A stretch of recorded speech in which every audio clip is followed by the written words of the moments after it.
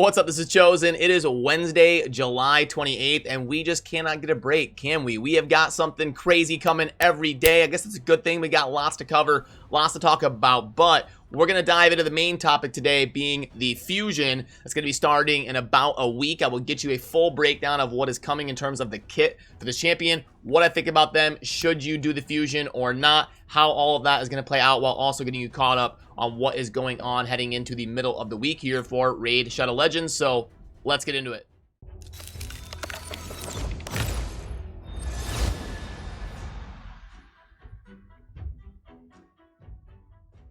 Alrighty, so as you can see straight up there, we've still got the event going on for Geomancer today. The guaranteed 40 Ancient Shard bonus reward at the end there of the DPSer Geomancer. So that is still live today, but we need to talk about the main topic at hand here, and that is going to be the Fusion that is supposed to start on August 5th. And from what I'm gathering so far, it's going to be more of the old style Fusion, where you've got the epic champions that fuse into the legendary after you ascend them and get them to level 50 and all of that. So I will keep you posted on exactly when we know what is exactly going into that. But as of right now, all we kind of know is Fusion, August 5th, and then some of the kit here. We don't know the base stats and exactly how the books shake out, but I'm going to do my best to let you know about this champion based on the information we have right now.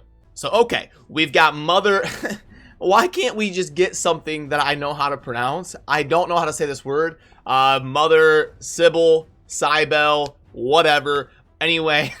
It's going to be a Knight Revenant, legendary support champion that is Force Affinity. Okay, so we've got an A1, Mask of Dread. Attacks all enemies. That's cool. We like default A1s that are AoEs. That's always fun. Has a 25% chance of placing a 30% decreased speed debuff for 2 turns. On an A1, that's pretty solid. If that 25% probably books up to about 40, you're probably going to have like 2 books for damage, and then 2 books that say like 5% debuff chance and 10% debuff chance. So I'm going to guess it goes somewhere around 40%.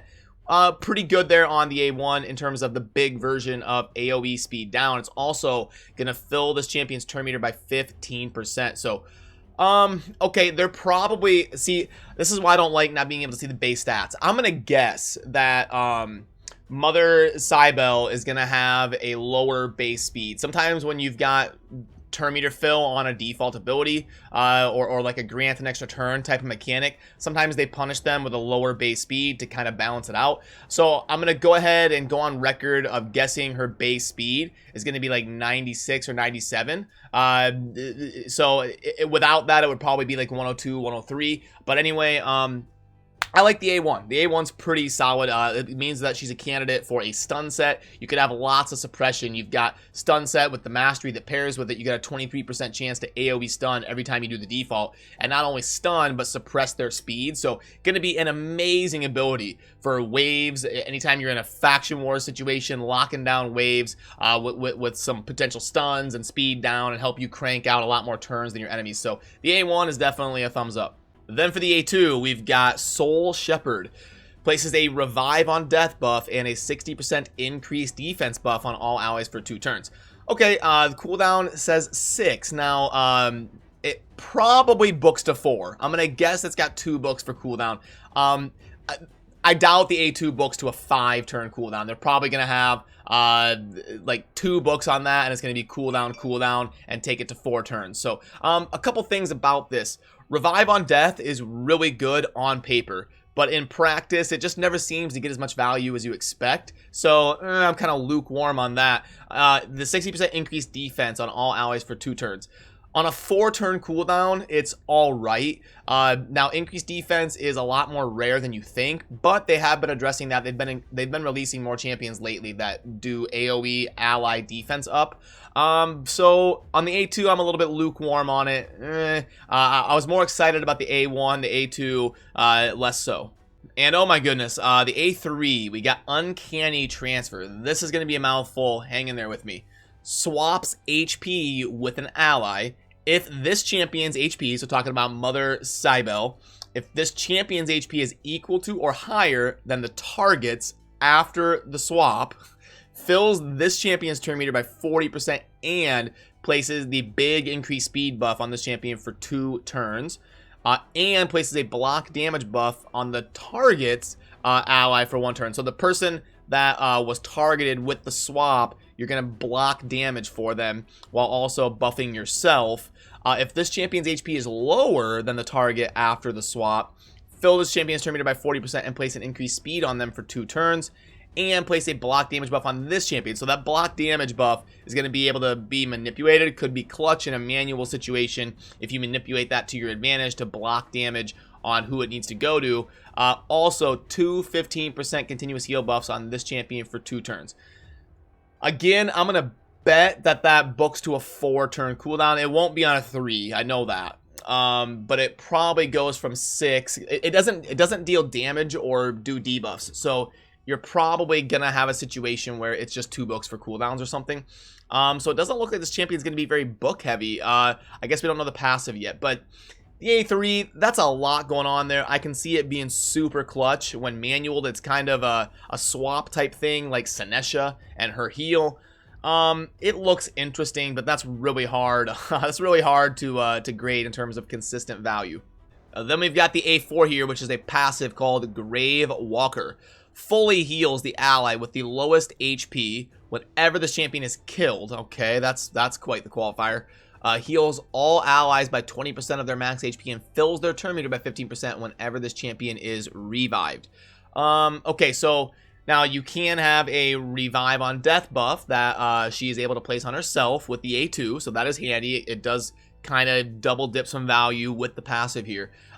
So when killed, going to heal the ally with the lowest HP. Then when revived, we'll get more heals for the whole team, and that does pair with the revive on death like we said with the A2. So, okay, this one's tough. This one's interesting. I don't know. It's really hard to grade this accurately, but my general impression is a little underwhelmed. I'd say like a C+. I don't see anything insane or consistently awesome other than the A1. So I can't go like a D or an F or something. But just based off of what the information I have right now, I'd go like C+. But should you skip the fusion? That's a different question. Okay, so there's a difference between not stressing yourself to do a fusion and skipping a fusion. Skipping a fusion means you've got the resources and the capability to do it. You're just deciding that you're not even going to bother. But not stressing to do a fusion means like you're a newer player, you're not a high tier spender, and it would be very stressful, very tough for you to get a fusion done. Those two things are different. I don't recommend ever skipping a fusion because you never know. Maybe the new iteration of the Doom Tower that's coming, maybe Mother Cybele will be really good versus one of those Doom Tower bosses or something, and you'll wish that you had her. She could help progress you in faction wars, and Night Rev is one of the harder faction wars. You got to be careful with that swap boss, though. It'll be like that decreased speed permanently being put on your team. So lots of different variables. Definitely do fusions in the game if you have the resources to do them. But this is one where I wouldn't stress yourself out. I wouldn't go spending a bunch of money and going crazy, breaking your back trying to get this fusion done, because I don't see like some S-tier Siffy or something that's going to completely change your account in terms of progression if you're like an early to mid-game player. But will be helpful for Night Revs probably, and I always recommend doing fusions if you can because of balance changes and future content. But that is supposed to be starting in about a week on August 5th. And as soon as I know more about the champions coming to raid in terms of the epics that'll be required to fuse Mother Sybil, I will definitely keep you in the loop. But also, I'm just now remembering, and I forgot this for a little bit because it wasn't part of the document they gave us for the champion. It just had the skills on it. But she does actually have a really good aura that is definitely, I don't want to leave that out, 24% all battle speed aura. That's an insane aura. That is tied for the best all battle speed aura. I believe Lysandra and Fushan have a 24% all battle speed aura. Other than that, I think that's it. I think you have like Duchess is 19% all battles and stuff like that, but I believe she'll be tied for the highest all battle speed aura.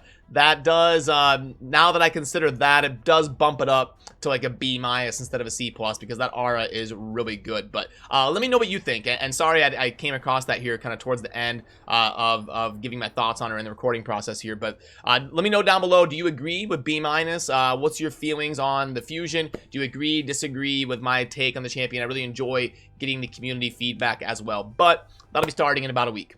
Then for the rest of the stuff going on in Raid right now, your guaranteed champion Geomancer after 40 Ancient Shards, you've got that going on today. So if you're in the market to do that, you got to get that done today, because it is going to be ending in 17 hours as of me recording this video. And I've talked about this ad nauseum. I've covered this in like 2 or 3 videos at this point in terms of my feelings on Geomancer. So if you want the full breakdown, you've got lots of content from yesterday if you want to check out. So I don't want to bore you by covering it too much. But basically, a pretty solid epic and a pretty good DPSer, so I can understand people going after him. Clan vs. Clan is also ending at about the same time. We've got that going on today, so make sure you're doing the highest Faction Wars level you can. Make sure you're keeping up on Tag Team Arena, and if you want to upgrade artifacts or do some forging or spend some books, today is the day to help your team double dip and get some points. Then under the tournaments tab, remember we've got champion training, and I would at least go for 4,700 maybe to get 10 core hammers, but I totally understand skipping it because it's a pretty normal champion training with not a whole lot of craziness going on. And then we've got a spider tournament that's going to be starting tomorrow, and the ice golem tournament has ended, that just finished up last night. Then for the events tab, we've got artifact enhancement starting tomorrow. So of course, I just told you to make sure and upgrade some artifacts to get some points for your CVC. And then right after CVC ends, they're going to be launching an artifact enhancement event. So weigh your options there based on the silver that you have and manage that effectively based on how realistic your match is and how much silver you have. That's really going to depend on your account personally. And then the dungeon divers is going to be ending after today. So at least get to 975 and scoop up your 5 core hammers. So now let's take a look at the shop and see if there's anything worth going over. Multi-battle pack. These are tough because this multi-battles, the value changes wildly based on the player. Do they have access to a PC? Do they auto-click overnight? All sorts of things that come into that equation. But $10 for this. Do remember, you get it over the course of a couple days. It's not going to be instant. It's not awful. For a higher tier spender, it's not bad. And those multi-battles have a lot more value if someone does not have access to a PC and they can't really set up an auto-clicker type system. So for a high spender, mobile-only player, this offer is not that bad. The monthly pack is pretty solid. I cover that every day. The special ancient pack, this is going to be coinciding with the Geomancer thing, obviously. This doesn't strike me as something that's going to be very good. 375. Okay, and then 375 gems and 13 ancient shards, 1.46. So that's not going to cut it. The great deal mix pack. Let's go ahead. 25, 1.5 million. Energy of 750. Gems of 0. What is that? 60 brews. 60 brews. And then 7 and 2. On the tomes, and then delete this. Okay, 2.24. So Plarium's using my calculator again. They are right on the borderline of a decent offer. So there's no shards in this, unfortunately, but for a higher tier spender just looking for a general offer for books, silver, energy, not bad. It's not quite a recommend from me, just because there's really no upside potential like shard type stuff. So but for a high spender, I could see it.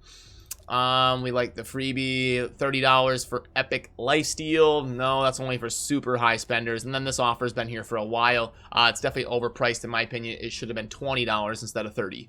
And in closing here, I did get the aura added to the Mother Sybil graphic, Cybele, however you say that. But I've got the aura added to the graphic, and if you want that graphic, I will put it down below in the video description, the pinned comment, that type of stuff, if you want to be able to pull that up and take a look at the kit, everything going on with the Fusion. But remember, that will be starting in about a week. I believe it's August 5th, and my recommendation is always do the Fusion if you can, but don't go out there breaking your back, really stressing yourself over it, because it's not going to be like one of the best champions in the game or anything. But definitely do fusions if it's realistic for you to do so. So that will cover it for this video, and as always for these type of wrap-up morning videos, if you would like to, I'm going to be streaming for a few hours after this, so there's a link as well down below.